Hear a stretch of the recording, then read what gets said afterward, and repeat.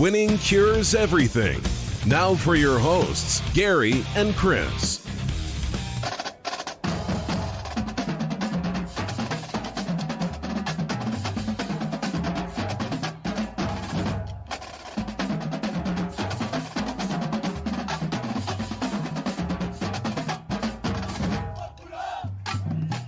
Welcome in, Winning Cures Everything. It is Monday, January the 4th, and it's a new year, 2021, 2021. And I've already put the wrong date on the stupid screen here, I see. But I will fix that, no worries. Hopefully everybody had a good new year. This is our first show of the new year, and I am pumped, man. We have got so much to talk about. McKinnon jumps in already on the chat. He said, Happy Monday, gents. Hopefully, again, everybody has had a good, New Year's Eve, New Year's Day. Everybody got to watch some football. Chris, how about you? Was everything good over on your side of the world? Yeah, it was fine. I know I'm going to sound like a moron saying this, but 4 days off in a row with a 2 or 3 day, quote unquote, I guess, work week, and then 4 more days off in a row. We got to have stuff opened up, man. I can't sit at home for 4 days. I just can't do it. I'm going crazy. I'm going insane. Everything that needs to be done in my house has been done to my house, and I'm about to go insane. I can understand today that. I left this house at 7:30 and I went to work and I felt real good about myself. I do not do well sitting around for 4 days. Well, I have to sit around all the time now. So I know you do, it's and I don't know how you do it. It's difficult. Like, you have to get up and get in a routine, and like this area that's right here that you're looking at on the screen if you're watching the show live. This is where I am all day, all work hours. Man. No. And now I do get up and I sweep the kitchen and I'm wiping the floor. I scrub the toilet. Like, I do all the household chores since my wife is actually at work. So I handle all that. I deal with the 2-year-old a lot. So, like, there's a lot of running around and whatnot, but, like, I'm stuck in these premises for the entire workday, and it is frustrating, and I don't know how people just do it long-term. Like, this has been long-term for me, but, like, man, I am dead. Like, this is I don't mean to complain, and I know that having a holiday on, everybody gets Thursday, Friday off, and then we get Saturday, Sunday off, and I enjoyed watching a lot of sports, and I it's fine. I need something to do. I can't just do that for 4 days straight. I can understand. I did it. I sure did. And I just was crawling up the walls. Yeah. So. No, I can understand that. I can understand that. Of course, winningcureseverything.com is the website. We'll go ahead and get through all that. SBRpicks.com/NCAAF is where you can get our college football gambling content. Chris and I both went 28-20 on our gambling picks for the entire bowl season. I was kind of impressed, really. We had a not great season, but bowl games, man, we picked every bowl game and the total, and went 28-20. So don't ask people who we picked against their team, though. Oh, I know, God. Right? They all think that Lord. We're awful. Man. Oh, Ohio State fans are after us. You know who they sound like? Oklahoma and Ohio State fans are the new Texas.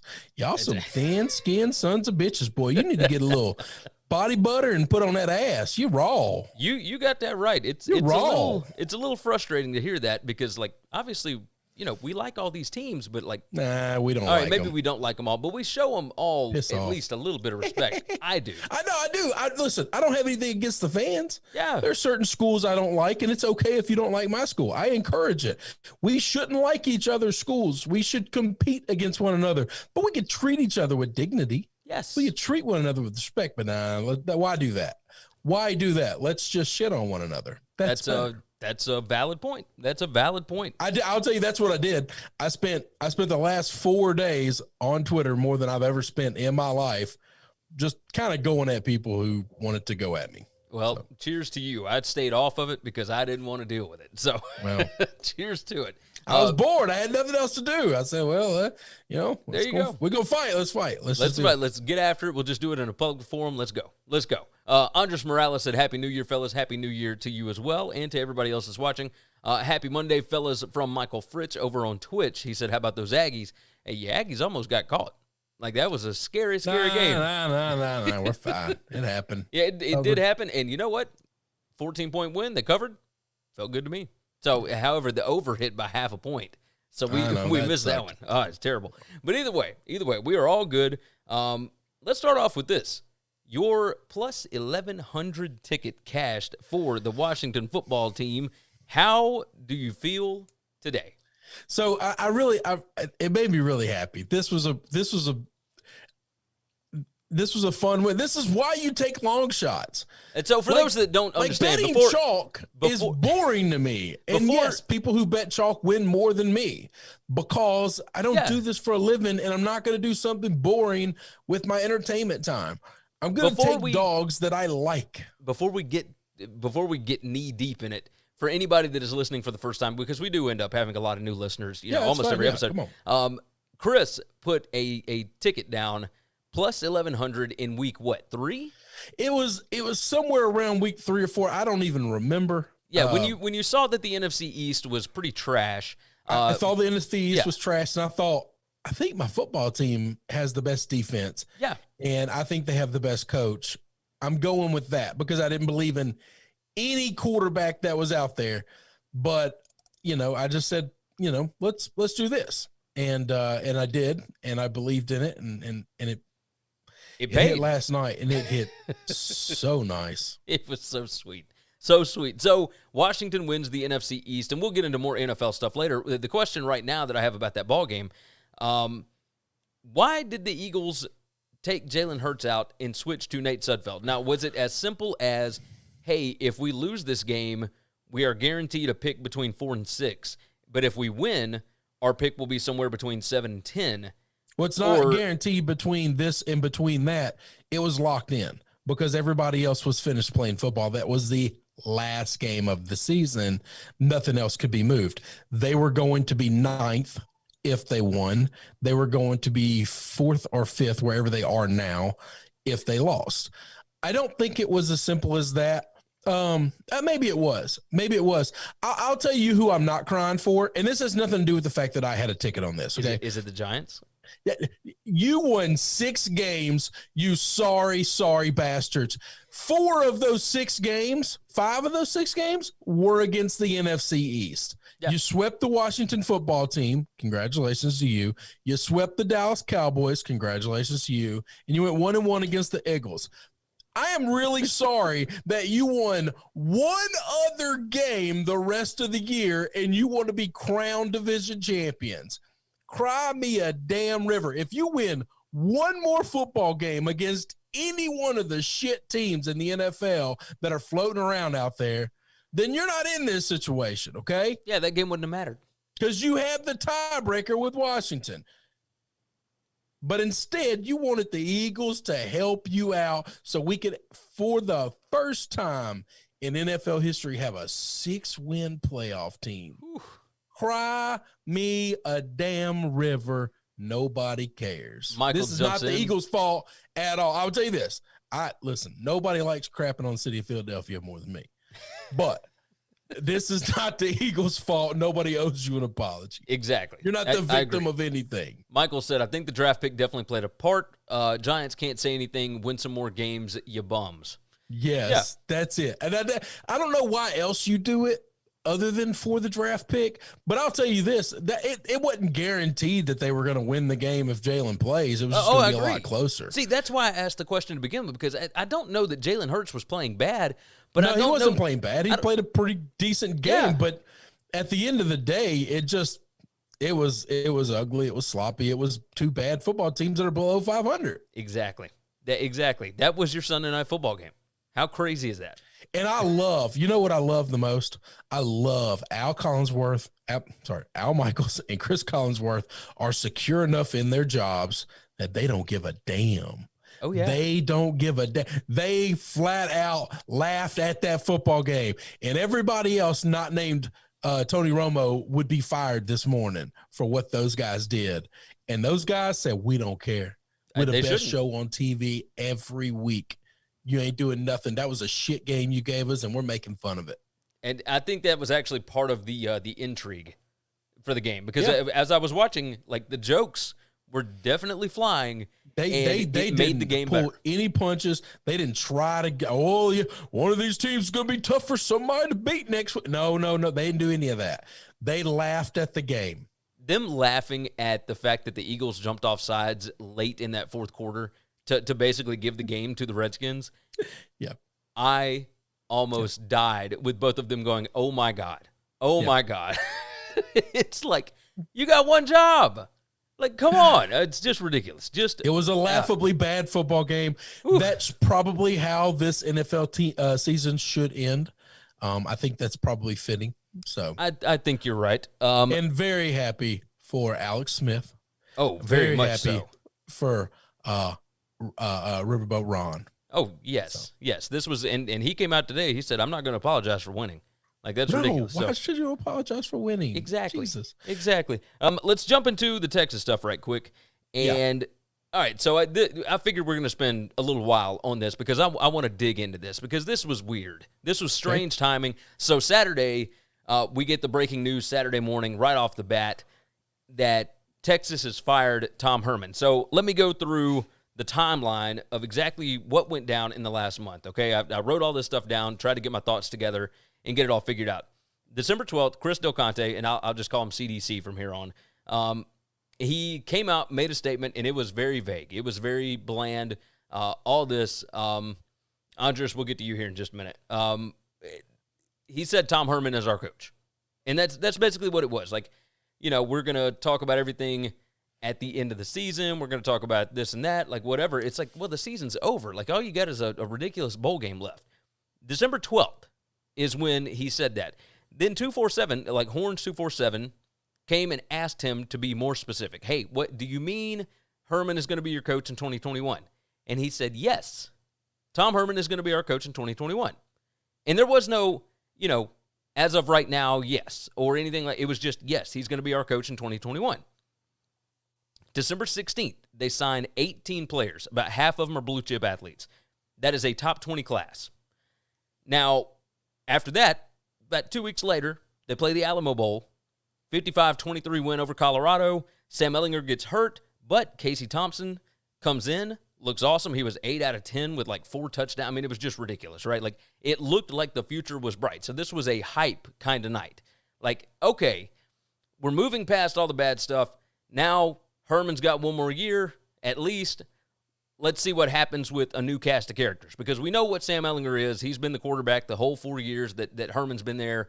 Maybe if there's new blood, maybe it'll be something different. Well, then comes January 2nd, and we had the playoff the night before. Nobody knows what's going on, and all of a sudden, Texas fires Tom Herman, and almost immediately, they hire Steve Sarkisian. Now, my first question to you, because of the timing, did the AD bait and switch recruits? Yes. Like, you think so? Yes. I think they did too. Yeah.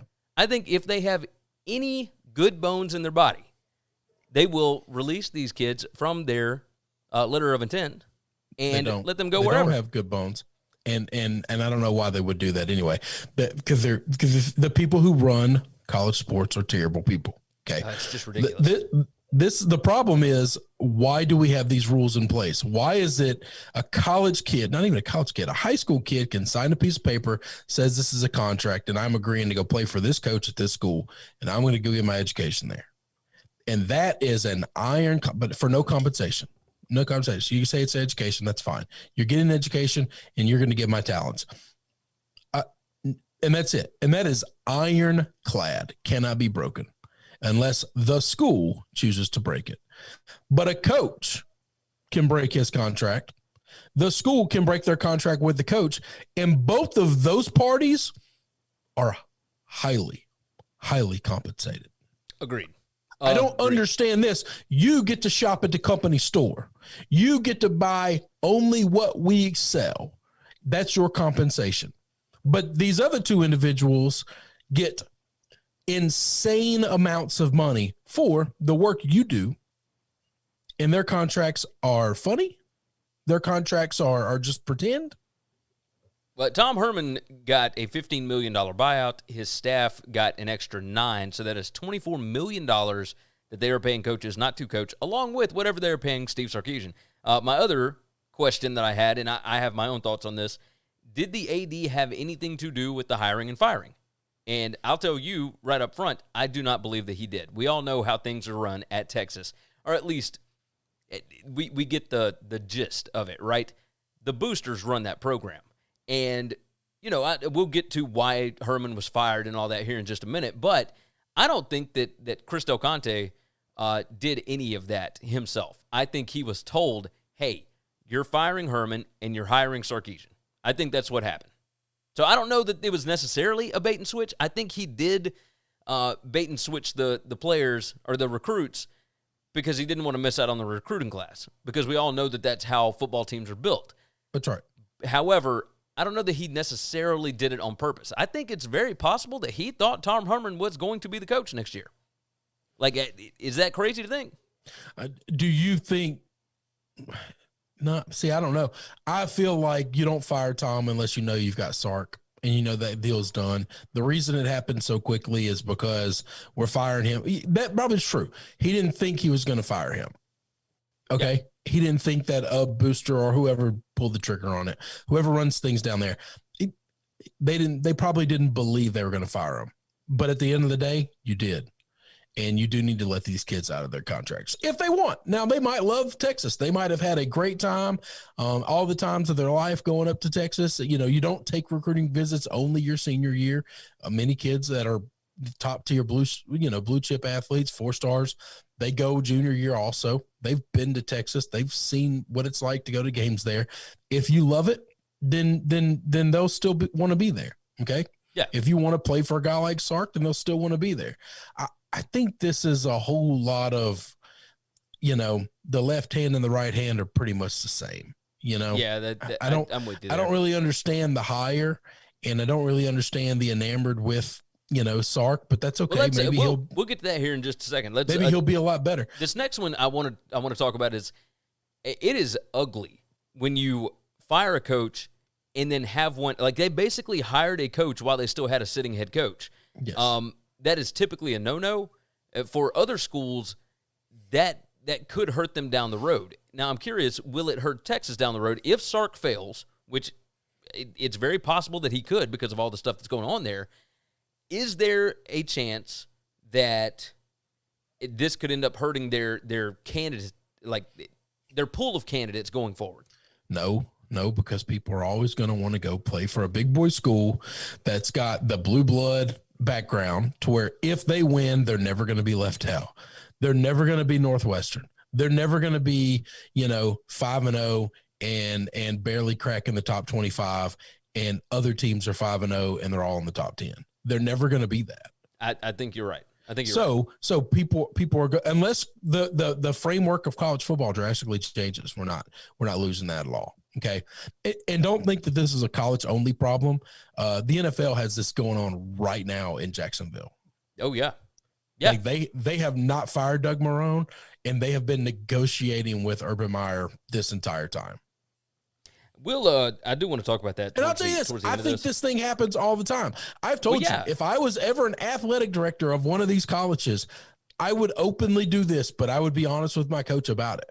And it wouldn't be to this level, but I would make it abundantly clear every year it is my responsibility to this school, to the people that employ me, not to you, but to the people that employ me, that I make sure I know who wants this job and who doesn't, who's interested and who's not, because you might get a lottery ticket and walk off and go somewhere else. Or I might find you cutting up little children and keeping them in your basement. One way or another, the world might spin next year and you not be here. And I can't be caught off guard. Yes. I can't be caught looking. I have to know I've got this many individuals out here that are interested in this job and that I'm mildly interested in. And we have to make sure those conversations happen. Well, that's what's happening.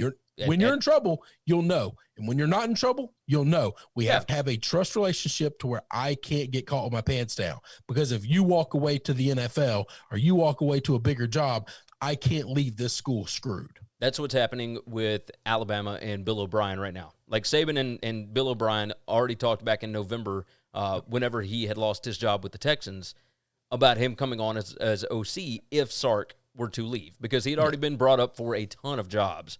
And McKinnon jumped in and said, hell, Sark turned down the interview with Auburn after planning to attend it last month. I'd be willing to bet he already had the job offered and taken then unofficially. And probably so. I bet he did. I bet the reason he didn't even do the interview is not, I love Alabama and I hate Auburn. No, it wasn't that this at guy's all. A West Coast guy. He doesn't give a shit about that rival. Exactly. He doesn't care. Okay. This guy didn't take that interview because he already had a job and he wasn't going to waste his time. Exactly.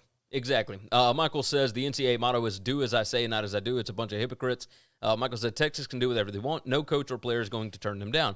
Well, except for Urban Meyer, right? So Havoc jumps in. I thought they fired the Jaguars head coach already. Yeah, they had not until yesterday. So I was about to say, yesterday he was all weekend, all the whole new year. They had been in negotiations with Urban Meyer. Yeah. And Maroney still had the job. And Marone still had the job, and Marone coached Sunday. Yep. So, as far as Texas and the hire of Sarkisian, and we'll talk more. We'll unpack Sark, later on down the line whenever all of this other stuff has come down. But hires at schools are typically the opposite of what you brought in the last time, right? Like obviously Tom Herman, successful OC for national championship coach, Urban Meyer at Ohio State. He goes and he's successful at Houston for 2 years, and then he becomes the hottest coaching candidate in maybe the last decade. I mean, he had LSU hamstrung. He looked like he couldn't miss. Yeah, he had LSU hamstrung on national television. That's how ridiculous it was. And it was Texas or LSU. He could have had A&M. He could have had Baylor. There were a lot of places that wanted him because he looked like a surefire thing. McKinnon jumps in. I believe Sark fits well in the Big 12, though. Who's to say, right? Herman and Sark look very similar. Their resumes and whatnot look very, very similar, except that Sark, while successful at Washington, wasn't as successful as Herman was at Houston. Now, it's two completely different jobs. And then the USC issues, of course, are an issue. He wasn't even at USC long enough to it was a season put that on his resume as to what he did, what he accomplished. You can bring up the blip and the negative, but you can't look at wins and losses. You can't look at recruiting classes. You can't look at how he handled the staff and the boosters and the fans. He was there for a few games, a couple of weeks. The trajectory of Steve Sarkisian is very interesting because he gets fired at USC. He comes on at Alabama as an analyst.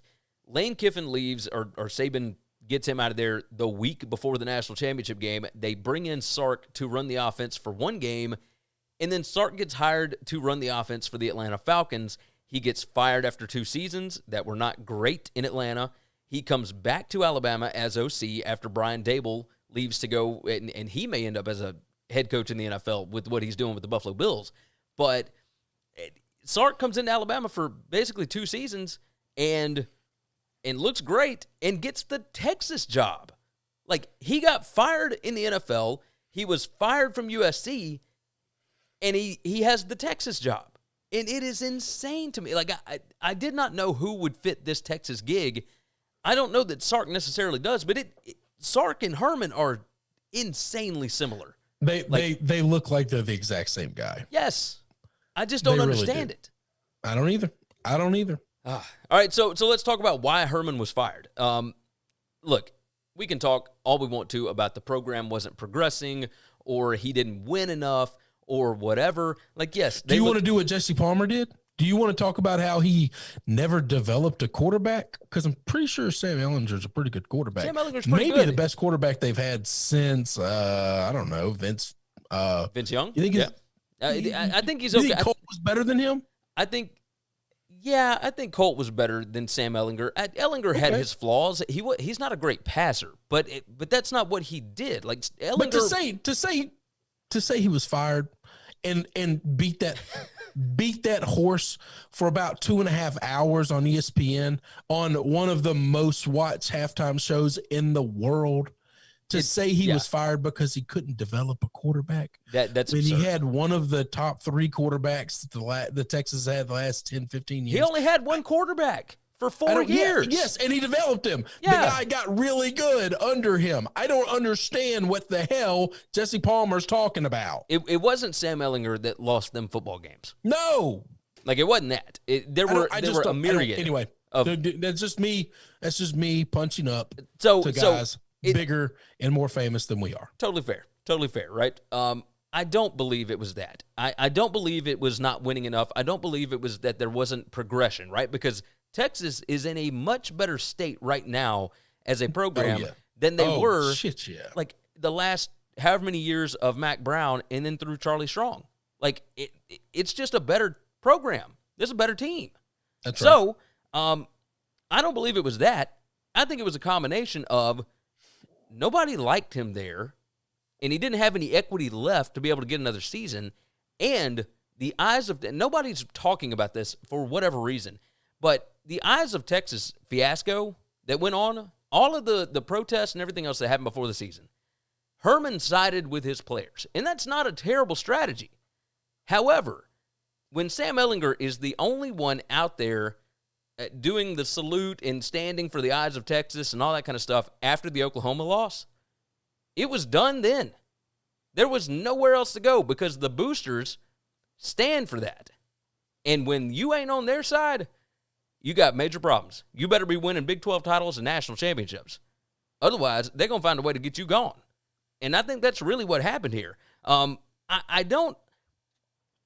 The Houston stuff, right? Everybody loved him at Houston. The players loved him. Wanted Houston, Gary. I understand that, but they it's not wanted like Houston at a level. Houston's a little guy school. They're a medium level school. Okay, right. They're the biggest G5 school out there. They're one of the power G5 schools that have that kind of pull. And he won at a big level for them. Is it as simple easy as to love winning? A winner, Gary. It's easy to love a winner. Maybe you're right. I just part of it is because the players at Houston absolutely loved him. Now they were only there for 2 years. He didn't even get like a full recruiting class in.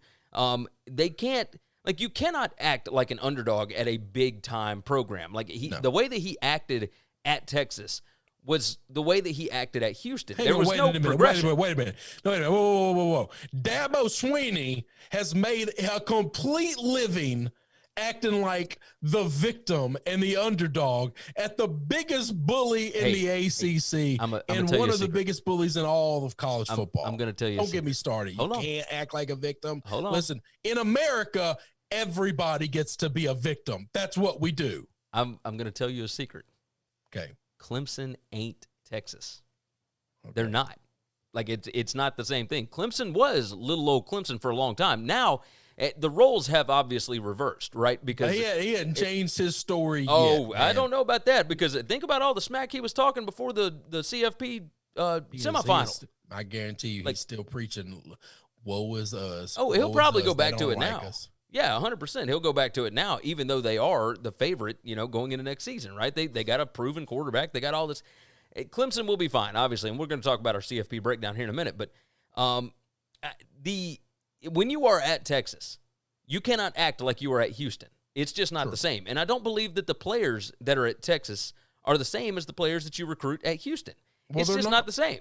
So I think that had a lot to do with it. But, yeah, he had used up all of his equity. Give me your thoughts here. I have no idea. I have no idea why he was fired. I have no idea why they don't like him. I have no idea any of that, but I can't pretend to. That's not my school. I'm not connected to him in any way, shape, form, fashion. I watch him on TV. Okay. I don't know.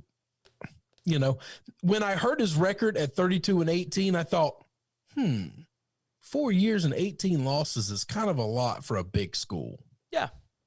It certainly is. Kind of a lot. 4 years, 18 losses. That means you had a couple of losing, that's more than 4 losses a season. Oh, it definitely is. They went 7-5. That's a big number. I would have never guessed 18 losses. Never in my life guessed 18 losses for a big boy school like that in 4 years. You start out your first 2 seasons losing the opening game to Maryland, and obviously you're going to start off in trouble. That's already an issue. And what's weird is he did good against Oklahoma. He was pretty good. Is this Gus? But Gus doesn't have 18 losses in 4 years. Oh, he most certainly does. Gus hadn't Does had a he? year where he hadn't had 4 losses since the national championship run. Yeah, but 4 times 4 is 16. Yeah, but it wasn't just 4 losses. Like, he had 5 one year, he had 4, he had 6, Okay. he had 4. I don't remember the 6 loss games. There was never a year where Gus had less than 4 losses since 2013. So this is Gus Malzahn then. This is exactly what Auburn. this is. Exactly. Like, this Herman, is I can beat my rival. I just can't beat other people consistently. Yeah, pretty much. He had so many issues with TCU. He had so many issues with Oklahoma State. Just random stuff that, like, if you're Texas, you shouldn't be in that situation. Bet consistently losing to TCU is a problem. Oh, yeah. Because I'm going to bet Texas has a massive fan base in the city of Dallas. Oh, very much and so. Not being able to beat up, you talking little old brother. That school is. That's Michigan I don't State. even know the fraction to give you the size difference that TCU is from Texas. Well, it's Michigan State. Now, the size between those two is a little more comparable, No, but that's how they look at each other. I was just about to say, those two student body ain't too much of a difference.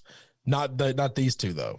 All right, so as far as Sark, there are reasons that he will and won't succeed. And like I said, we'll unpack him a whole lot more later. But how similar are Texas and USC? What are your thoughts there? Because obviously they both lose more than we feel like they should. Well, they're pretty comparable. They're pretty comparable. That's what I feel We've like. always talked about it. It's kind of fitting that those two teams played for what we all kind of agree as the greatest college football game ever played. Yeah. Against two teams that are about as close as identical as you can find. Yeah. Now, Texas, I do believe Texas is a better job. But I think so. Well, no state income tax makes Texas a hell of a lot better job. You get to keep 16% more of your money. That's true. That's a lot. A 16% raise I'll take. That is true. That's not an insignificant amount of money. Plus, the cost to live in Austin is a way better, and I would take living in Austin, Texas over L.A. any day of the week. Agreed. Substantially bigger fan base. The infrastructure at Texas is much better. It is more suited to winning than USC's is. USC has just a ton of talent around it. Texas is the flagship school for an entire state. So, like, they're similar. There are obviously differences, but Sark, the pressure of the USC job got to him. We don't know that people with drinking problems don't drink because of pressure. Okay.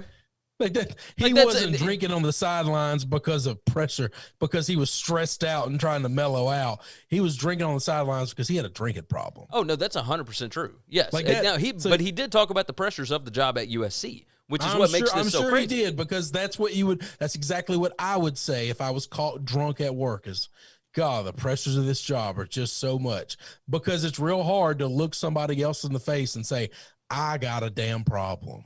Yeah. That's a hard thing to say. And so, yeah, that's what he said. So I don't think his issues at USC were because of pressure.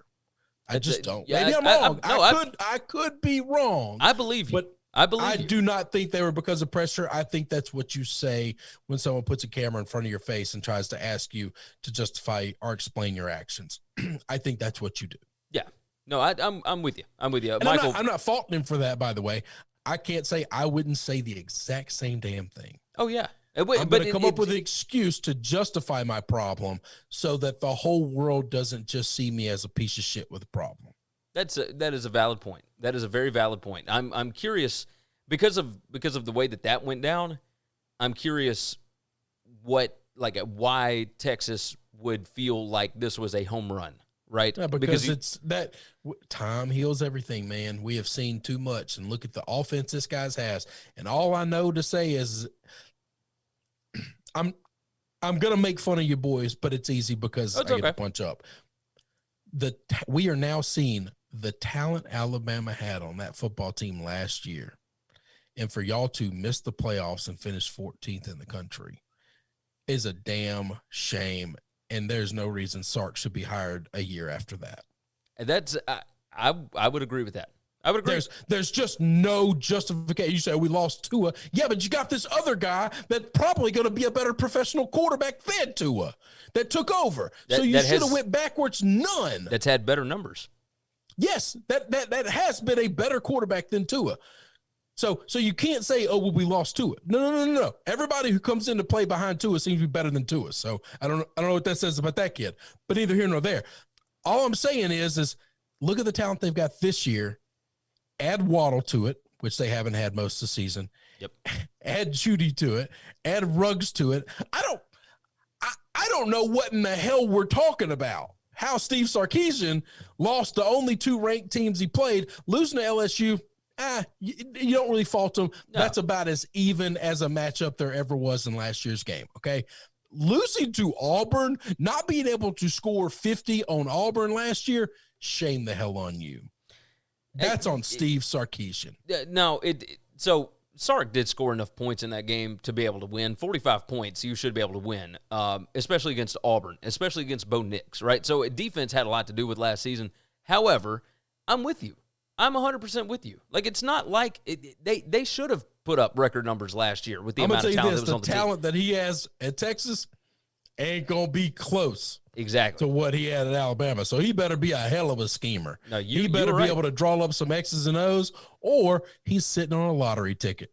Yes. And he's going to he's going to do exactly what Herman does. He's going to lose 4 games a year. He's going to win a lot, and he's going to take a check to leave. No, so one thing that we have not talked about is the fact that Sark, and I think part of the reason why Texas wanted to hire him is because Alabama, after the Auburn interview, after he decided not to interview with Auburn, Alabama, it was talked about, had an offer on the table for him for 3 years and $3.5 million a year to be the offensive coordinator, which was basically setting him up to be the next in line behind Saban, right? And he was the interim coach for the game that Saban had to sit out, and they looked great against Auburn, right? But I don't know why that means that you have to go hire him. Michael jumps in, by the way. He said, winning cures everything, fellas. That, with time, makes everybody forget. And then he also said, amen, Chris, tell my wife that I'm trying to get to Texas. Talking about Austin. Yeah, I'm with you. I don't fully understand the hire and why they think that this is such a home run. This is schools trying to outsmart themselves. Alabama thinks this guy's a really good coach, so he's going to be a good coach for us. Let's go get him, and then we'll have him before them.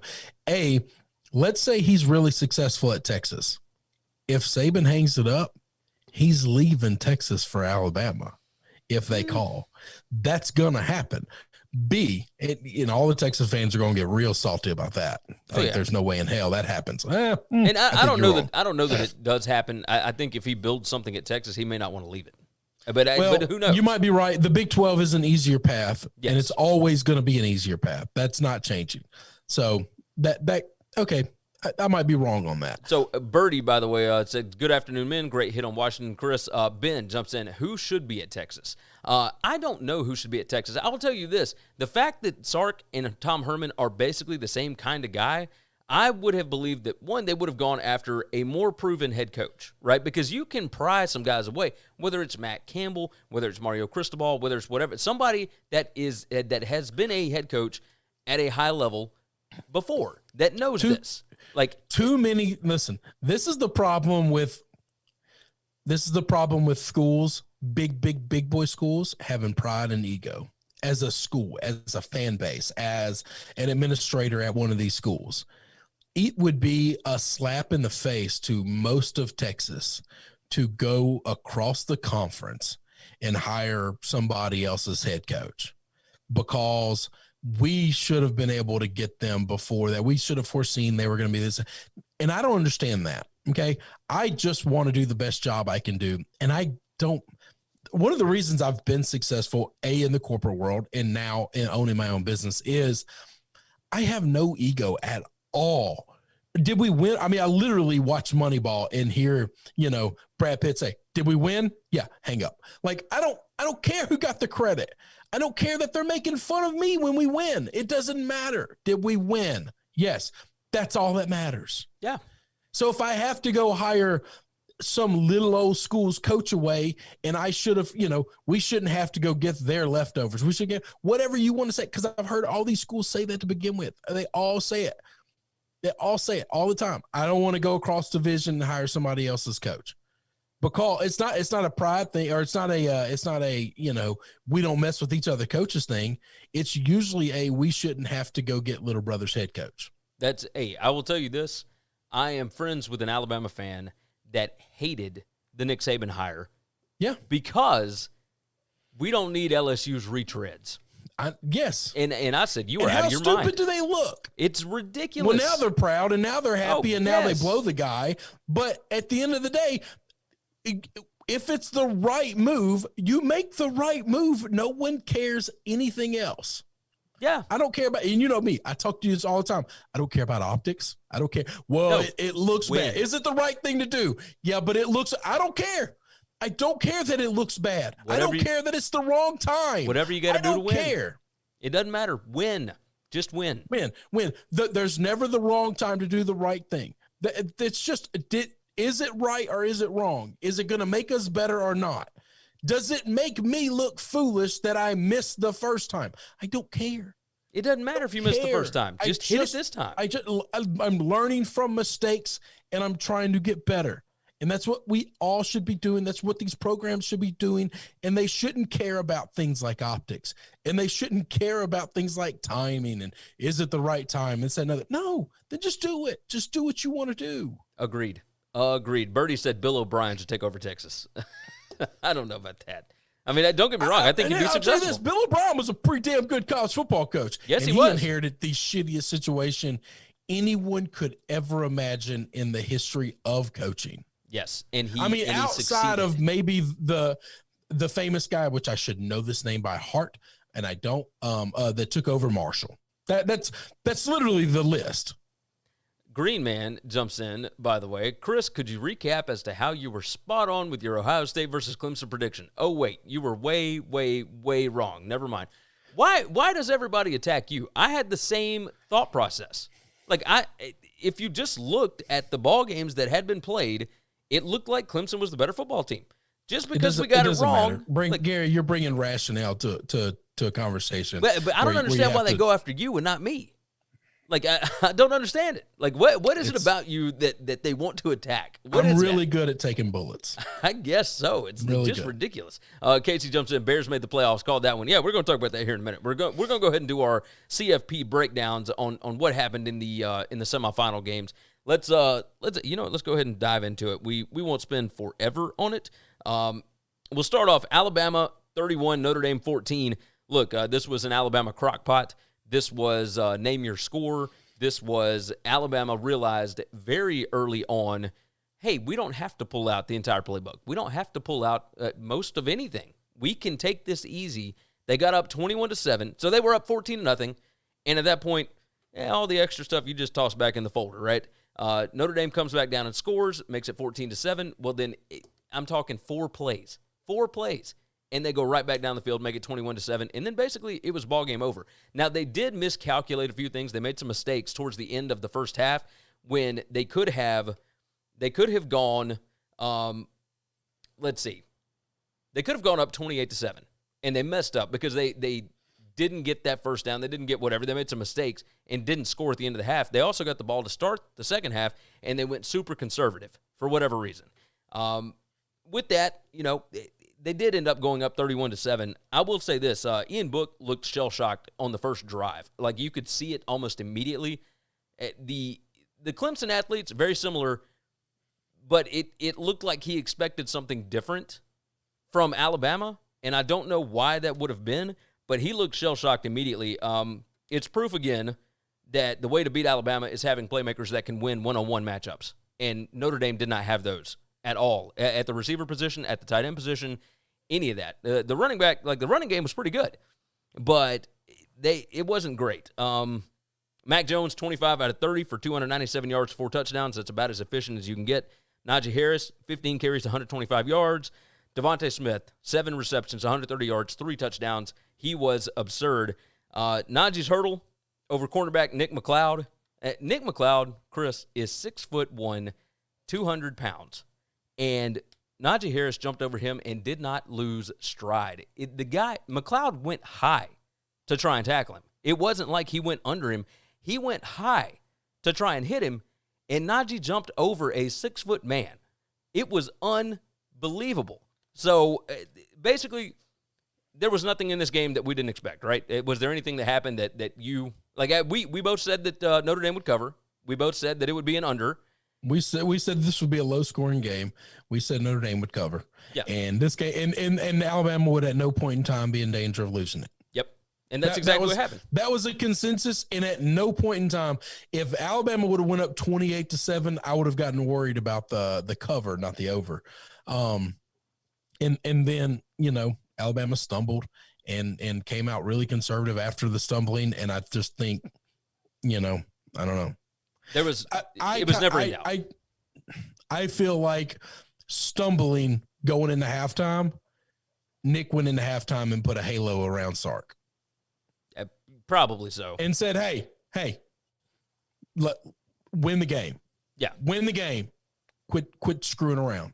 Yeah, we're not going to go out here and throw the ball around and do all this kind of extra stuff. Because, Nick at his core wants to run the football 90% of the football time, play good defense, play better defense than you can right now. The game has just changed so much. But at his core, him, Bill Belichick, they're just old curmudgeon-y guys that come from the Midwest where it's cold and nasty and rainy, and they just want to run the football. Yes. They don't want to throw the ball ever, and they don't. Agreed. They want to play hard-nosed defense. Saban understands that you have to in today's game. Oh, yeah. But he doesn't want to. As soon as they got loose with it, squirrely, going into halftime, and it looked like shit that last drive, I think Sark got the halo put around him. Yep. Michael jumps in. Haters going to hate. Casey, we can always count on Casey for something fun. Clemson took a dive. All the money was on Clemson, so they took a dive. I mean, come on, man. Let's see. Ryan said, yo, guys, Clemson choked. It looks like chalked, but yeah, they choked. Ryan said, when are you guys talking NFL? Immediately after this. Michael Curtis said, thanks for the Texas A&M pick. Hey, no problem. No problem at all, Michael. Bertie said, you were Ohio, weren't you, Gary? Let's see. Initially I was. And then I started digging into more of that, and I felt like Clemson was probably the better team, so I ended up changing my pick, and I probably shouldn't have. Yeah, Michael Fritch, how in the Fangio did the Broncos lose? Elway got a promotion, though. Yeah, we'll talk about that. Bertie, all good about Ohio. Personally, I got treated pretty badly, saying Clemson would let down very badly. This Ohio-Alabama line is just stupid. Bama at -7 to me and is an absolute no-brainer. I don't believe that, actually. But we'll talk about that later on this week. And it'll be very hard for Ohio State to match what they did against Clemson. They wanted that very badly. And, Chris, we correlated that Notre Dame and under perfectly, sir. Nice, and thank you. Ryan says, Tua trash Vailoa. And Andrew Shirley, you guys think Ohio State poses more of a challenge against Bama than Clemson would have? Yes, I do. Yes, I do. Very much so. Let's talk about Ohio State and Clemson, as a matter of fact. And I will start off with this. Ohio State played with emotion against salty, arrogant Dabo. And Clemson offense coordinator Tony Elliott being out of this game did not change anything about Clemson's defensive performance. That was atrocious. No, but it changed a lot about the offense. And I will tell you, you and I are in a group text, and I told you there was a pregame. It was a couple of hours before the game, not the one right before the game, where he sits in the booth with the guys from ESPN. Don't mean to cut you off, but, good. I got to say this because I think this matters. And I told you it mattered, and I told the guys in our group chat it mattered. When he was asked, well, who's going to call the plays? And Dabo looked at Fowler and the guys or whoever was there, I don't know, Reese, it was probably Reese, and said, well, I'm calling the plays. And he was like, I always have input anyway, and I'm calling the plays tonight. We immediately should and I have, immediately sent everybody the group text, and I was just like, whoa, hang on. My coach is one of these coaches, so I can say this. Dabo is a cheerleader. Dabo is a very good recruiter. Dabo is not a very good coach. Dabo does not know how to draw up X's and O's, call plays, or scheme at all, okay? Dabo knows how to clap hands, cheerlead, get guys going, rah, rah, rah, fight them. Oh, no one believes in you. He knows how to do all that. He knows how to get talent there. As soon as I heard Dabo was calling plays, I got worried. I got real worried, and I let you guys know I I don't like this. I don't trust this man. And if you don't think that offense looked bad, real bad, I don't know what we were watching. Well, I will tell you this. The defense looked bad as well. That was Brett Venables got taken to school. Oh, he most certainly did. It looked like Clemson had never seen this team play before. It looked like they did not even know what these plays were. And a lot of this was Ohio State looked like they had saved some stuff for this matchup. Like they obviously didn't break open the playbook throughout the regular season. Not to take shots, but it's got to be said, they looked fresh. Maybe only played 6 games. Yeah. They looked healthy and ready to go. Also, when you only have to play 6 games instead of 11 games, you get to hold back a whole lot of the playbook. Exactly. But if you play 5 or 6 more games, then you got to open the playbook up a little bit more. So I think playing the games matter. I do. Oh, but most that's certainly. no excuse. Brett Venables, people talked about him, and I believed him, and I still probably believe him to be the best defensive mind in football. Ryan Day took him outside and beat him to death. He most certainly did. Ryan Johnson, by the way, says, does this performance affect Lawrence's draft position to second? No. Trevor Lawrence still threw for 400 yards. He was efficient. He was fine. Like this was not Trevor Lawrence's fault that they got beat. All right, that wasn't anything to do with that. This was like they just got taken behind the woodshed. Like who would you put over Trevor Lawrence? Like do you put Justin Fields? I'll tell you this: if Urban gets that Jacksonville job, I will be curious. Do they take Fields?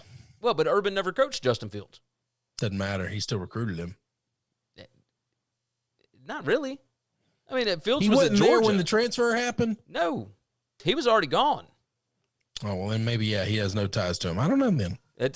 I'm real curious about it. Justin Fields, by the way, EPA in this game was 0.88 points per play. That just for reference sake, Joe Burrow last year against Oklahoma in maybe the best bowl performance by a quarterback in history. Yeah, his EPA per play was 0.79. Yeah, Justin Fields was unfreaking believable. He definitely played the game of his life. Oh yes, it was not even close. Green Man, ha. Do you know how many times last week I heard Clemson -7 sounds like a no-brainer? It did. Like it 100% did, because we'd only seen 6 games from Ohio State, and they didn't look great against anybody except for Michigan State. Like, what do you want me to say? Like, obviously, Ohio State held some stuff back, and they looked fantastic. They dominated the line of scrimmage on both sides. I mean, they whipped those boys from Clemson, and it was not even close. Now, part of this is the fact, and you can't even understate it, right? Or you can't overstate it. Clemson beat them last year, 29-23, and Ohio State felt like they had the better team. They felt like some calls went against them. They felt like, all these different things. I'm telling you, they had in their locker room, immediately after that game, they had Clemson 29-23 in the locker room all year. Hang on now.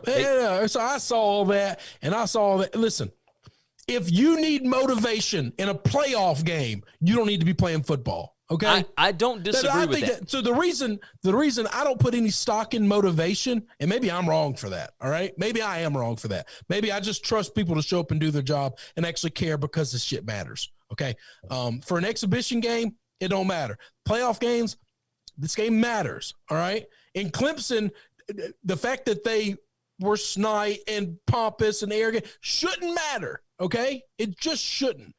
Because it's a playoff game, and you're both going out there to play the best you can. Nobody's overlooking anybody. Nobody's looking for the week after. Nobody's doing any of that. We're all going out there to beat the hell out of the person across from us. And if you got to have last year's score up on a bulletin board for 360 days, then I don't know how to help you. You've got something mentally wrong with you if that's what it takes for you to get up for an opponent. I will tell you this. I don't think that they necessarily needed that, but it was added juice. With Dabo talking all that smack for 2 weeks about Ohio State being ranked 11th and just all of it. It was all added fuel to the fire, right? It's just additional stuff that just makes you push a little bit harder. Fire to make Justin Fields not throw a perfect football multiple times over and over and over again. I think that the guys in the trenches might have played a little bit harder because it was Clemson on the other sideline. And we'll see, right? I mean, who knows? Because they ain't going to have that against Alabama. Like, They hadn't played Alabama since 2014. None of these players were, all of them were in middle school or high school. They have no animosity towards Alabama. But when you have a big-time program that is super talented like Ohio State is, and you get a little you get to play the underdog role a little bit, that kind of tosses into it, right? Justin Fields, by the way, we did have Ben jump in. How did Justin Fields keep playing after being snapped in half? I did have written down how bad is the injury, and I cannot believe that they didn't even tell him what they shot him up with that let him go back in and play the rest of the game. Now, you said if they let him go back in, and I remember our chat, if they let him go back in, this is one of the most immoral things that I've ever seen. And yet he played the entire rest of the game. Yeah. I mean, it's possible he's got, broken ribs or he's, super bruised. The problem with rib injuries is not that – it's not you broke your hand or you broke your arm or you broke something what's broken, okay? I've seen guys tear their knee up and they all right, it can't get any worse. It is torn, but we can slap a brace on it. We can shoot the pain up, and as long as you can stay stable, it's fine for the next couple of hours. It's like punters, there's nothing you can do to hurt it worse. Yeah. Ribs are not that. Ribs, you absolutely can hurt worse, and what's worse than that is you break them bad enough to where they can puncture your lung, and there's a chance of your lung collapsing. There's a chance of now we're getting into major serious problems. I actually think that there's no reason on earth he should have finished that game. I mean, he played like a damn warrior. Okay. That has nothing to do. This is not a knock on him. This is not a knock on, but I really wish that we knew medicals so that we know how to appropriately judge this. Now, if it's just some bruised ribs, if they went in, they x-rayed him and he was fine, and it was just a really bad hit, and he's okay. Guys get hit all the time, get bruised up all the time, and it hurts like hell, but nothing's broken. If that's the case, yeah, shoot him up with some painkiller, get his ass back out there. But if you've got damage, if you've got something damaged that's in your core, your trunk, that's protecting all of your organs, yeah, we got a problem with you going back out there to play a football game. Yeah, I agree. Casey jumps in, by the way, said Justin Fields is trash. I know. Casey's losing his damn mind right now. Obviously. So I'm Trey, just moving on from that. Let's talk about Trey Sermon. He was absolutely absurd again. We saw him run for over 300 against Northwestern. He ran for 193 on 31 carries here. He had 4 catches for 61 yards. He did have 1 touchdown rushing. Like I said before, Ohio State dominated the lines, but Trey Sermon was a man amongst boys in this game. He looks like what Ezekiel Elliott looked like back in 2014 when he ran them to a championship. Yeah, and you know what sucks about 6 games? We've seen him play 2 really good games. Yeah. I would have liked to have seen him play 5 more. He didn't even start at the beginning of the year. I know. He played behind Master T. He also looks 30, by the way. Yeah, he does. Oklahoma, I guarantee you Oklahoma misses that guy. I mean, good gracious. Yes. Just ridiculous. I do have written down about Clemson lining up wrong and making a ton of mistakes on defense, all that. The Ohio State tight ends, Ruckert and Farrell, they are dangerous. They are absolute bombs when they are run blocking, and they can catch the football. They were weapons in the passing game in this game, and they had not shown a whole lot of that throughout the season. So that was a little surprising. Stalsky and Turner being out, that definitely hurt the defense for Clemson. The other side of this, the last part that I want to talk about was it was obvious that Clemson had never been in this situation. Dabo had no urgency whatsoever. When they went down 28-14, they had a 4th and 3 from their own 43-yard line with 4 minutes left in the second half or whatever it was, or the second quarter. Going into halftime, he punted the ball at 4th and 3 when they had shown no signs of being able to stop. This is why Dabo has no business calling plays. I agree. If he had a professional offensive coordinator out there, he would have said, we're going for this. Because this is where you go for it. When you're in between your own 40s, you don't punt. If it's 4th and 3, 4th and 2, 4th and 1, well, especially you don't punt. You do if you're up by 14. If you are ready to sit on a game, then yes, you can. if you feel like you're in a good enough position. They were down by 14 and had not stopped Ohio State once. Like, I did not understand what they were trying to do, what he thought he could accomplish by doing that. It just made no sense. He's not smart, Gary. I've been saying this forever, and nobody, because he has built Clemson from little old Clemson to the juggernaut they are, we all claim him as this X's and O's football god. He's not. Oh, I agree. He's not. He is a CEO, and I think in college football you can be a great CEO coach. Great, but they don't need to be called coaches, all right? Because outside of coaching up some wide receivers, which their wide receiving core isn't really even that good, I don't know who he's making better on that team. I can say that because my guy does the same thing. Ed O, there ain't nobody I would trust to get the defensive line ready more than Ed O. Linebackers ready more than Ed O. But that's it, okay? He's not a DC. He's not scheming. He's not a great defensive mind, all right? He's not calling plays on defense, okay? No. He's going to recruit talent. He's going to build a team around him. Well, it would be like if Saban decided that he was going to be the offensive coordinator or something like that. Like, Saban is a secondary guy. So he's could coach up the second. Yeah, he's a defensive guy, but he could take over the defense tomorrow and y'all lose no sleep. Yeah, I think you're right. Havoc jumps in. Has Urban ever developed a quarterback that was successful in the NFL? I don't think so. Blah, blah. We're going to talk about all this here in a minute. Let's wrap up the Clemson stuff by this. This could be a shift in the college football landscape if this is what Clemson is now, right? And I don't know what to make of this game. Now, obviously, we don't have the answers right now. We'll go through next season. We'll see what happens. But the problem is until the ACC gets better, they're going to moonwalk their way into the playoff every year. And at some point in time, we have to say, stop. We got to stop this shit. We just have to stop it.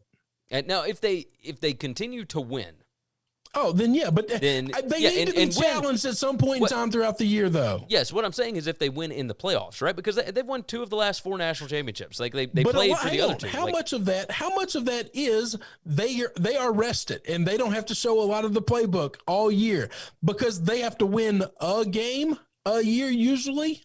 Yeah, to get to the national. Now this year with Notre Dame in the ACC, that changed things up. But so take Notre Dame out of the ACC. The best team they played was Miami. They didn't have to be a good team the entire year, but they get to do that every year. They've done that every year that the playoffs have been a thing. They beat nobody. They get into the playoffs with a ranked win, 1 ranked win or 2, and usually those are fraudulent rankings, by the way. Yeah. Those are teams that are only ranked in the top 25 just to prop up Clemson. If you really rank them, they shouldn't be ranked at all, or they should be way, way, way down. And then we're amazed that they show up rested really well, and they've got plays that nobody's ever seen before. You know, last year in this very game last year, Trevor Lawrence ran all over Ohio State. He hadn't ran on anybody all year. Why hadn't he? He had played 12 games up to that point. We had never seen him run the football. Why? Because he didn't have to. Yeah. And then they got to pull this magic trick out in a big game that mattered, and Ohio State wasn't ready for it. And then Ohio State did the same thing to them. Yeah. But that's why playing games that actually matter. I do believe that if Ohio State would have had to play 10, 11, or 12 games, we would have seen a lot more of them. Not that it would have changed the outcome of this game, but we would have seen a lot more of them because the Big Ten, even the bad teams in the Big Ten fight like hell. This is true. The ACC just isn't that. No, I agree with you. I agree. It's a bunch of smart kid schools that play scheme it up, gimmicky football. Yeah. No, you're right. Let's dive through the chat right quick before we jump into the NFL stuff. Let's see. Birdie said it looked like Clemson pounded Notre Dame and loved themselves, and Ohio State looked like they hated Clemson. Havoc said, has Urban ever developed a quarterback that was successful in the NFL? I don't think so. No, he has not. No, Tim Tebow was the closest thing, and he got a playoff win, but I don't know that was so much Tebow. Ryan Johnson, is Spencer Rattler in the draft? If so, what position will he go? No, he will be back at Oklahoma next year. Casey, Desmond Ridder is 10 times better than Justin Fields and will be a starter in the pros. Fields shouldn't be a first-round pick. I don't know. We're done with that. Just let's. You want to read some comments, but we don't need to get. We need to get off of those. I've been watching it. Let's see. Green Man, we always hate Alabama. Talking about Ohio State. Birdie, it matters. It matters a lot. Saban's only rule, number one bulletin board material, or no bulletin board material, it matters. Let's see. A lot of talk about Ritter. I want to address that. I know that it matters. I don't know why it matters for playoff games. Like for a regular season game, yeah, you don't want to give a team bulletin board. You don't want to talk shit. You don't want to give them a reason to fight, whatever. That's fine. Like, I get all that. You know, some coaches like it, some coaches don't, and I don't care. Yeah. But in a playoff situation, if they need extra gumption to play you real hard, I don't know what we're doing.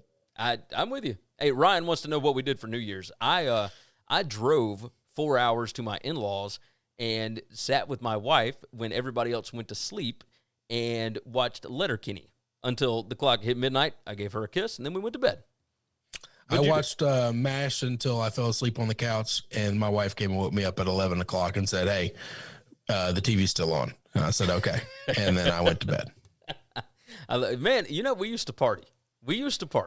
And if I had people over, I wouldn't have done that. Okay. Yeah. Sitting alone in this house with the same 4 people that are here all the time.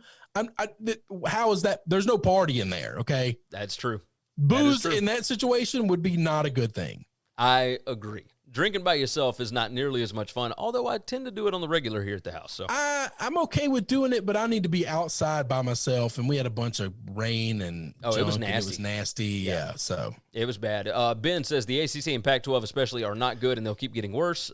Blake said that we need an 8-team playoff. I do agree with that. Of course, I'm an advocate for 16 at this point because I think actually getting there matters. I think we would still have the same teams that make it every year, but you know, is what it is. Ben said ACC went 0-6 in bowls, and Pac-12 went 0-2 and got wrecked. Yeah, they didn't have a good showing.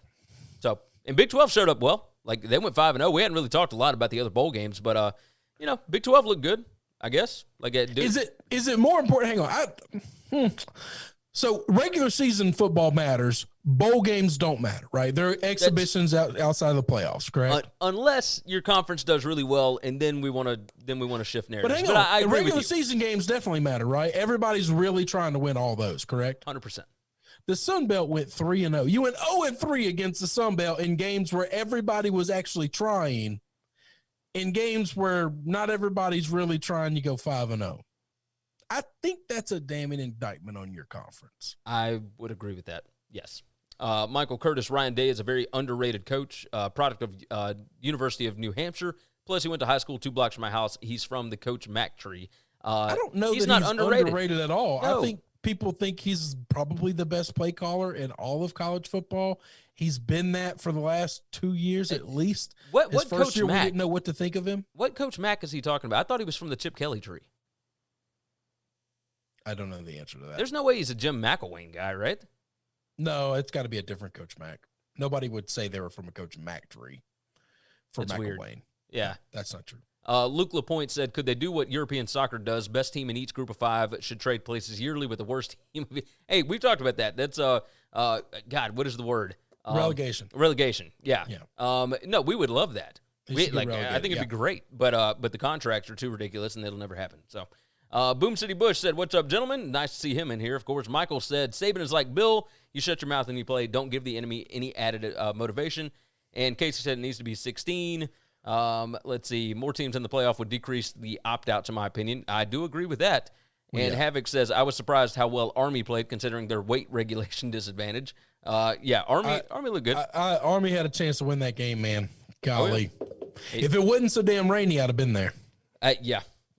I'm with you. I woke up that morning and I looked outside and I said, no, I'm not doing this. There ain't no chance. All right, let's talk about the NFL right quick. Okay. Lots of rumors, all this kind of stuff. Let's talk about the coaches that have been fired. Now, obviously, the Texans got rid of Bill O'Brien before the season was done. The Falcons did the same with Dan Quinn, and the Lions, of course, got rid of Matt Patricia. Now, the Jets have fired Adam Gase. The Jags fired Doug Marrone. The Chargers have fired Anthony Lynn. Who am I missing? Is that it? That's 6 of them. Yep, that's 6. Okay. So there's 6 there, And Zach Taylor is expected to stay at his job, of course, with the Bengals for whatever reason. And then Doug Peterson, despite the ugly season, he is keeping his job at least for this next season. And we'll see what they do with Wentz. We'll see what we do with whatever. You and I talked a lot over the weekend about some of the national media that like to entertain the idea of Wentz getting traded. We have said it so many times. I don't even know why we have to keep repeating it. In the next couple of weeks, we might sit down and actually have a deep dive on this because content will be sparse. Yeah. And that might be something interesting to actually try to break down the whys against the whats. Yes. So to give everybody a short-term answer, just to go ahead, you can entertain this thought all you want to. Wentz is not getting traded. There's nobody that wants him. He will not be traded. So let's talk about some of these rumors. Urban to the Jaguars. Is that legit, you think? So reports are Urban wants $12 million a year, and the Jaguars are going to do it. I just don't what. Do you think he could be successful? No, that's different. That's different. I do not know that he would be a very good NFL coach. I agree. So here's my problem in the NFL. Okay, in the NFL, you don't have CEO coaches. Okay, every head coach in the NFL has to be able to take over one side of the ball or another. Has Urban been so long ago a play caller that he could take over an offense if he had to? He has not called plays since. And I don't know that he's put together, quote unquote, his offense since Utah. Honestly, well, no, he put Because together. Dan Mullen was with him at Utah. Well, but Dan Mullen was with him at Bowling Green before he ever went to Utah. Like, Mullen has been with him every step of the way until he went Florida. Yeah. Well, even at Florida, he was with him until the last year. Yeah. And when Mullen left, that was kind of an issue because they had one good year and then they could not do anything that last year that Urban was there before he quote unquote retired. Right. So you do wonder about it. Now, he did have Tom Herman at Ohio State, but then he got that ball rolling so well that I'm not going to say it didn't matter who they brought in, but he also brought in Ryan Day, and Ryan Day has looked pretty good. So he's been, to say the least, he's been propped up by great offensive coordinators. This is true. And in the NFL, you just the CEO head coach doesn't work. And that's what he's been in college football, which you could be once again, Dabo has built a monster. Urban has built multiple monsters. You can't just be a CEO head coach in the NFL. He's going to have to be exceptional at something. Yeah, I do agree with that. Other rumor, Jim Harbaugh to the NFL. A lot of people are surprised by this. Even our group chat with one of our other podcasts, but the Westside Pirates, they were surprised because they thought Harbaugh had already been extended at Michigan. No, they give him an extension. He hasn't signed it yet. Right. They offered one to him. He has not signed it because he does want to get back to the NFL. I think he would rather do that than hang around at Michigan because at Michigan, they're playing a different sport than Ohio State. Michigan does not put the same amount of effort into their football program that Ohio State does. You are never going to be on the same level. Like, it's just not – it's not even in the card. There was a day and a time where they were, but the game has changed so much to where you have to sacrifice your – I'm going to use the word morals because I believe that's right, but that's probably the harshest way of saying it. If you want to be good at football, you can't be this academic stronghold. You can't be this purist of a school and be elite at football. You just get year in and year out. Notre Dame has probably done better than anybody I've seen in a long time. Yeah, I think you're right. Let's see. Boom City Bush said, should Kellen Moore have gone to Boise State or stick with those crappy Cowboys? It's not done yet. Boise hasn't hired anybody, and they just hired a new AD. So, I think I'm going to tell you this. The best thing Boise could do is stay far away from Kellen Moore because he is not a good OC at Dallas. I agree with that. They got a lot of talent there, and their offense is sometimes not real good, and there's no excuse for that. I don't know that him not being great with Dallas makes him just not a possibly good coach at Boise State. I think he could be good in college, but who knows, right? I don't know. I'd stay away, but that's fine. Totally fair. The Harbaugh to the NFL stuff. So Lions, Chargers, there's a lot of options there. Do you think anybody bites on him? Yeah. Oh, yeah. I think the Chargers would love a Jim Harbaugh. I do. We've seen him be successful in the NFL. Do you think he could do it again? Yes. Yes. That game has not changed that much. I do agree with that. The other rumor is Dan Mullen to the NFL. This guy might be the worst post-game press conference guy after a loss that I have ever seen in my life. They got somebody. This is why college football coaches. This is why Brett Venables doesn't want to be a coach. Here is because he, after that loss, doesn't have a million people stick a microphone in front of his face and have to talk at your lowest, most angry point.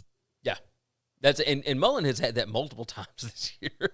I mean, it's just they lost 4 games this year, and they maybe had the best team that they've had since Mullen has been there. Yes, and yet they lost the most games since Mullen has been there. Some of the stuff that he says just blows my mind. I don't know that it would deter anybody in the NFL from hiring him. Like, I could totally. Why would it? I actually think Dan would be an exceptionally good NFL coach because Dan does not recruit. I think he would work well with the Jets. Yeah, well, I don't know. I think he would work well with the Jets. He probably would. He'd do better than anybody else has done there so far. Yeah, I tend to think so. Alonzo jumps in. Go Jags. Michael Curtis said Coach Mack is Sean McDonald. Sean McDonald, does he have a coaching tree? I don't know. I did not. I never would have thought of that. All right, so a lot of talk about the Colts and the Titans fans hoping that the Jags hire Urban. Let's say Michael wants to know, in our opinion, which job is the best. I think the Chargers are Chargers definitely a really good job because they've got talent, they've got a quarterback now, they've got a quarterback and they've got elite players on defense. And they've got some amazing skill players. The Lions, while they do have a quarterback, they don't have all of the other stuff that you need. I don't believe the Lions will have a quarterback. I think the Lions will be drafting a quarterback. Falcons, any thought to that one? I do not think the Falcons. I think the Falcons are a complete rebuild. I tend to believe so as well. I think they need to wipe the slate clean with that defense. Yep. And I think Matt Ryan doesn't play football at Atlanta anymore, and it's probably good for both parties involved. He's a little long in the tooth. Texans, obviously you got Deshaun Watson to build with, but you got no draft capital, and you don't have any cap room either. They're kind of that's a terrible job. But you get also the best quarterback out of all of them, but damn, you are going to have to go in there and completely rebuild a culture. Well, you have to hit on every draft pick you get, but and you're talking nothing but 3rd and 4th round guys. You got to hit on all of them, which those guys aren't. You don't hit on those guys, but that's it. Yeah, Havoc jumped in and said the same thing. Texans are the worst because of lack of draft picks and cap space. And then Michael Fritz said Matty Ice to the Niners. I wouldn't listen. That wouldn't surprise me. No, I wouldn't. I don't think I'd be surprised with that at all, actually. And I think that'd be okay. So we shall see. I think would they bring him in and make him a backup immediately? You don't make Jimmy G a backup. There's a chance Jimmy G's not there anymore. That's very possible. Let's talk about these playoff matchups for this weekend. Saturday at noon, you've got the Colts and the Bills. That's a pretty good matchup, I thought. The way that it all fell, that. We got some really good games this weekend. I love having 3 games a day. I agree. 12 o'clock and then 3:40 p.m. You've got the Rams and the Seahawks. 7:15 you've got the Bucks and Washington. While I fully expect the Bucks to be able to handle Washington, I think all of those games could be intriguing. Is there any one of those that you like more than the other one? Rams Seahawks is always fun, but is that the best game of the day? No. I think the Bills Colts game is going to be the best game of the day. Think so? Yeah. That could be a lot of fun. I think this Bills team. I think this Bills team might be my. If I had to pick a team right now before any playoff games start, pick one to win the Super Bowl, win it all. That might be my bet. Over the Chiefs? Over the Chiefs. Over the Packers. They are playing. The Bills are playing like gangbusters right now, man. And they haven't had a fully healthy defense in a while. They're about to start getting some guys back too. Man, I just think when that defense is owned, that defense was owned point earlier this year, and then the COVID thing happened, and then some injuries happened. If they get those guys back and they get that defense looking, because the offense wasn't looking, I guess it was because Josh Allen was an early MVP guy, and then he fell off for a while. They might be the most complete team. They don't have all the weapons Kansas City has, but what they make up in lacking weapons, they make up in just a much better defense overall. As a whole. I do agree with that. Let's see. Michael said, I'm joining the Bills Mafia. Let's see. Boom City Bush said, as a Browns fan, it's great to not hear about who we're drafting number 1 and who we're hiring. Yeah. Yes. Yeah. Yes. I'm very excited that the Browns made the playoffs. We get a third crack at the Steelers. I told you last week, don't bet the Browns and all those points. But they got the win. I'll take it any way we can get it, and hope for some luck to go our way Sunday. Yep. Let's talk about Sunday here in a second. Casey said, I think Belichick has his eye on Zach Wilson and Desmond Ridder, and he said, who's going to get the next Shannon Sharp and Kyle Pitts? And then Desmond Ridder's not coming out of this draft, I don't think. I think Ridder's staying in college. So he's a senior this year. He can go back if he wants to. He can go back. I don't know. I mean, we'll see. Like, I think he did improve his draft stock, but he definitely did. My only reason for coming back would be that this quarterback draft is.